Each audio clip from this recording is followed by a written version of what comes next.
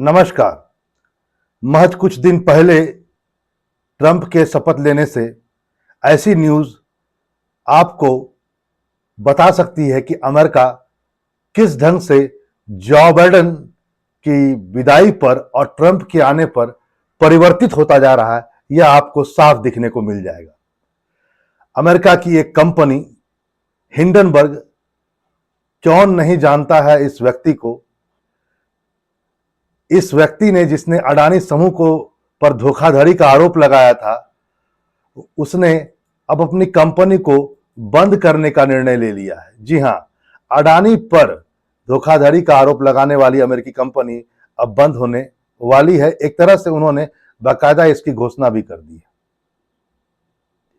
आपको पता होगा कि 2023 में अपनी रिपोर्ट पर हिंडनबर्ग ने बाकायदा कहा था कि अडानी ने अपने स्टॉक में हेराफेरी की है, अकाउंटिंग में धोखाधड़ी का आरोप लगाया गया। अडानी ने इससे बाकायदा इनकार किया था आरोप पर, और बाकायदा इसको दुर्भावना और भारत पर आक्रमण तक इसको करार कर दिया था। वही हिंडनबर्ग जिसने आरोप लगाया, आज वह बंद होने वाला है। इसकी घोषणा बाकायदा उनके हेड एंडरसन ने कर दिया। नाथन एंडरसन जो चीफ थे हिंडनबर्ग के, उन्होंने बाकायदा इसको कह दिया कि हम बंद करने जा रहे हैं। यहां पर इस बात को भी ध्यान रखेंगे, वह यह है कि 2017 में यह कंपनी स्टैब्लिश हुई थी, यानी बहुत दिन नहीं हुआ है, कुछ ही समय पहले यह कंपनी स्टैब्लिश हुई थी। और इस कंपनी ने 2017 में अपने काम को शुरू किया था, लेकिन अब 2025 आप जोड़ सकते हैं, महज 8 सालों में इसने अपने कारोबार को बंद कर दिया। हिंडनबर्ग ने शुरू से ही बहुत नामी व्यवसायियों और कथित वित्तीय अनियमितताओं को उजागर करने के लिए यह काम करता था, और इसमें इसने प्रसिद्धि हासिल कर ली। इसकी रिपोर्ट के कारण भारत ही ने विदेशों में भी कई व्यवसायियों को अरबों रुपए का नुकसान झेलना पड़ा।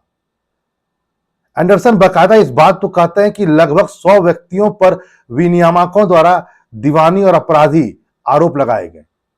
मतलब इन्होंने 100 व्यक्तियों पर करीब करीब आरोप लगाया। हिंडनबर्ग के जो ये संस्थापक हैं, केवल उसमें अब आप ये मान लीजिए अडानी ही नहीं है, 100 व्यक्ति हैं। बहुत सारे अरबपति और कुलीन वर्ग के लोगों पर इन्होंने आरोप लगाया, उनके साम्राज्य को इन्होंने हिला दिया।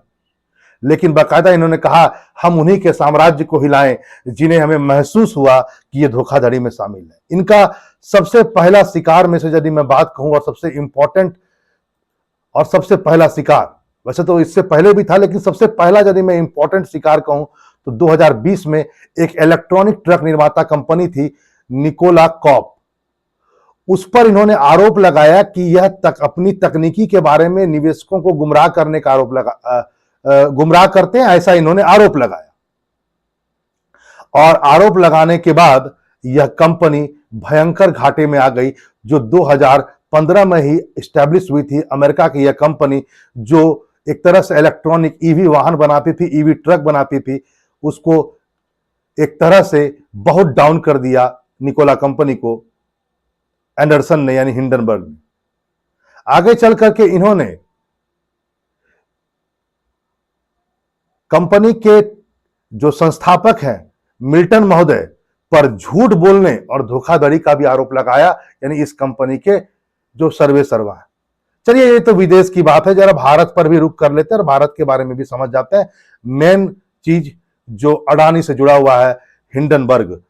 यहां पर हिंडनबर्ग के एंडरसन और आप अडानी को देख रहे हैं। ये बीच में जो मोहतरमा है, इसके बारे में भी आपको जानना जरूरी है। पिछले साल, जैसे कि मैंने आपसे कहा कि हिंडनबर्ग की रिपोर्ट में अडानी पर 2023 में जो आरोप लगाया गया था, उसके बाद यदि मैं आपसे कहूं तो दोबारा इन्होंने फिर आरोप लगाया।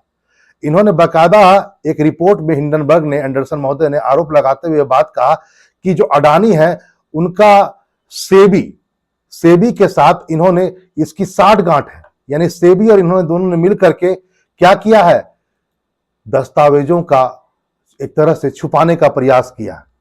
और इसमें सेबी के जो प्रमुख थे उस समय, जो प्रमुख है माधवी बुरीपुच, ठीक है, याद रखेंगे इनका नाम है माधुरी बुरीपुच, पर इन्होंने आरोप लगाया कि इन्होंने अडानी समूह द्वारा इस्तेमाल किए जाने वाले ऑफशोर फंड से संबंधित संबंध रखने का इस पर आरोप लगाया। मतलब ये भी अडानी समूह के साथ जुड़ी हुई थी, और अडानी समूह के जो ऑफशोर फंड है उनसे इसका रिलेशन था। यानी अडानी के साथ ये भी शामिल थे, सेबी भी शामिल थे, क्योंकि सेबी ने बार बार, आपको पता होगा, अडानी का बचाव किया और कहा यह आरोप गलत।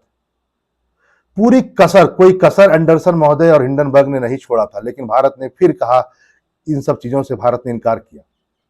आपको ये बात आज बता देनी जरूरी है कि 2023 में जब हिंडनबर्ग की रिपोर्ट आई तो लगभग 108 बिलियन डॉलर का गिरावट आया था अडानी समूह के मूल्य में। यह बात अलग है कि कंपनी ने कुछ ही महीनों में इसमें जबरदस्त सुधार किया और निवेशकों का भरोसा दोबारा अडानी पर आया। यहां पर इस बात को ध्यान रखें, बहुत लोग ये बात कह रहे हैं कि जब ये कंपनी अपना बंद कर रहे हैं तो आगे ये क्या करेंगे, तो आप जान लीजिए, इन्होंने बाकायदा कहा है अपने रिपोर्ट में, इन्होंने, एंडरसन ने बाकायदा ये कहा कि हम अब भी अपना शोध कार्य जारी रखेंगे। मतलब जो पहले वो करते थे वैसे ही शोध कार्य जारी रखेंगे, तरीका बदल जाएगा। अब जो अपनी वो शोध जो करेंगे वो ओपन सोर्स करेंगे। मतलब किसी को यदि हमारी सहायता चाहिए तो हम उनके लिए रिसर्च करके, कोई विदेशी देश हो या विदेशी कंट्री हो या विदेशी संस्था हो, यदि उसे कोई चीज के बारे में रिपोर्ट चाहिए तो हम उन्हें मुहैया कराएंगे। उन्होंने बकायदा कहा, हम अपने ऑफसोर्स में वीडियो बनाएंगे, कुछ सामग्री आपको देंगे, इस पर वो काम करेंगे, अगले 6 महीने में उसका वो अमली जामला रूप पहना देंगे। मतलब सिंपल है, हिंडनबर्ग तो अब बंद हो गया, लेकिन एंडरसन अपने काम से बाज नहीं आएंगे। वो अब इसी ढंग से आगे भी एक कंपनी बनाकर ऑफशोर तरीके से अपने काम को अंजाम देंगे। मतलब एक ऐसी कंपनी जो अपने सामग्री को बेचेगी बना करके दूसरे देशों को, और वहां से पैसा अर्जित करेगी। वैसे आपको बता दूं, हिंडनबर्ग वैसे भी शॉर्ट सेलिंग में माहिर है। कंपनियों के शेयर को नीचे गिरा करके उसको खरीदना, ये इनकी बहुत बड़ी खूबी है। और आप समझ सकते हैं अडानी पर आरोप भी इसी श्रृंखला में समझा जा सकता है।